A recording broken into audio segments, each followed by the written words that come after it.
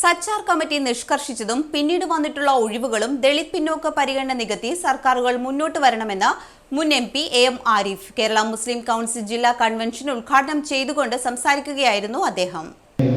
സമൂഹത്തിൽ ഇതര സമുദായത്തെ നല്ലൊരു കാഴ്ചപ്പാടിലേക്ക് എത്തുവാനാണ് ഈ അതിൻ്റെ ആലപ്പുഴയിലെ തന്നെ ഇത് പൂർണ്ണമാകുന്നു. നമ്മുടെ കേരള മുസ്ലിം കൗൺസിൽ ജില്ലാ കൺവെൻഷൻ മുൻ MP AM ആരിഫ് ഉദ്ഘാടനം ചെയ്തു.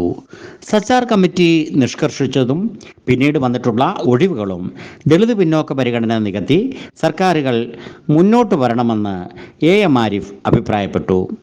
ഹാജി ജമാൽ പള്ളാത്തുരുത്തി അധ്യക്ഷത വഹിച്ച കൺവെൻഷനിൽ സംസ്ഥാന നേതാക്കളായ M Rasheed Vilayur, general secretary PN Abdul Kalam, Kizhakke Mahal president advocate K Najeeb, സംസ്ഥാന executive Muhammad Shareef, Shijas Swalah, Zulfikar Mayoori, Siyad Musthafa, advocate N Salih, Noushad B, Anshad Liyakath, Khalid Abdul Raheem, Muhammad Ali എന്നിവർ പ്രസംഗിച്ചു.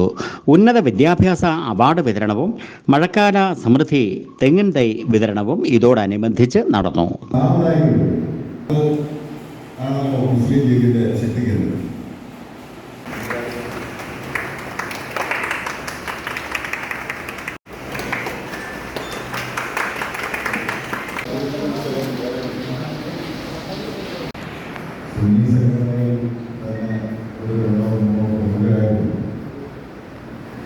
ഇതുകൂടാതെ രാഷ്ട്രീയ രംഗത്തും സാമൂഹിക രംഗത്തും പ്രവർത്തിക്കുന്ന ധാരാളം സംഘടനകളുണ്ട്.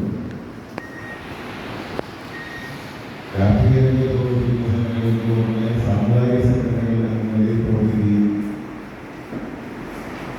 ചില ഘട്ടങ്ങളിൽ രാഷ്ട്രീയമായ തീരുമാനമെടുത്ത് അത് പ്രവർത്തിക്കുകയും ചെയ്യുന്ന സംഘടനകളുണ്ട്. അങ്ങനെ സമുദായത്തിൽ മുസ്ലിങ്ങളെ ബാധിക്കുന്ന മുസ്ലിം സമുദായത്തെ ബാധിക്കുന്ന പ്രശ്നങ്ങളിൽ അഭിപ്രായം പറയുന്ന സാഹചര്യം വരുമ്പോൾ ചിലര് വലിയ രൂപത്തിൽ പ്രതികരിക്കും, ചിലർ മൗനമായി, ചിലർ ചെറിയ രൂപത്തിൽ പ്രതികരിക്കും. ഇങ്ങനെ പറയാനാണെങ്കിൽ ഒരു ഡസൻ നേതാക്കന്മാരെങ്കിലും മുസ്ലിം സമുദായത്തിൽ നിന്ന്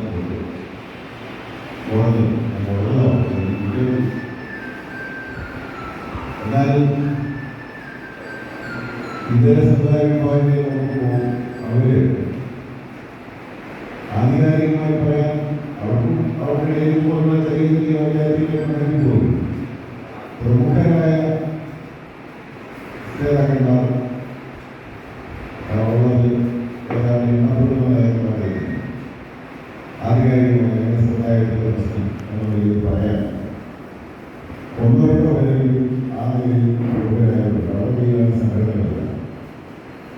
അപ്പം അങ്ങനെ പറയുകയും പ്രവർത്തിക്കുകയും ചെയ്യുമ്പോൾ ഇവിടെ ആ രംഗത്ത് ഒരു ഡസനിലധികം ആളുകളാണ് ഉള്ളത്. പക്ഷേ